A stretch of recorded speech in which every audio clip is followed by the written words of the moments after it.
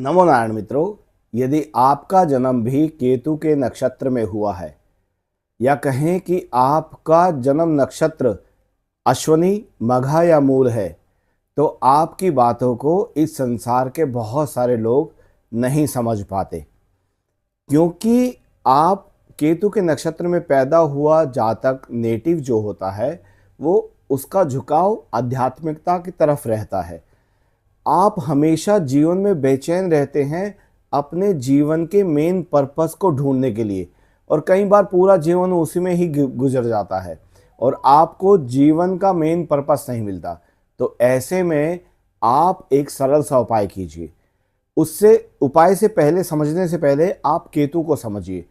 ज्योतिष शास्त्र में केतु का सर नहीं है, उसका केवल धड़ है, तो अर्थात उसके पास इंद्रियां नहीं है। तो सेल्फ करेक्शन में सबसे पहले आप इंद्रियों का ज्ञान लीजिए, आप तत्वों का ज्ञान लीजिए, आप योग का अभ्यास कीजिए, योगा की बुक्स पढ़िए जहां पर आपको इंद्रियों का और तत्वों का ज्ञान होगा। और दूसरा दिव्य उपाय है, अगले 1 वर्ष तक लगातार श्री गणेश जी महाराज को दूर्वा अर्पित कीजिए और उनके श्री संकटनाशन गणेश स्तोत्रम का पाठ कीजिए, और हो सके तो 1 वर्ष तक उपवास कीजिए। हर बुधवार को उपवास कीजिए। यहाँ उपवास करने से मतलब मेरा यह नहीं कि आपको भूखे रह करके भगवान मिलेंगे।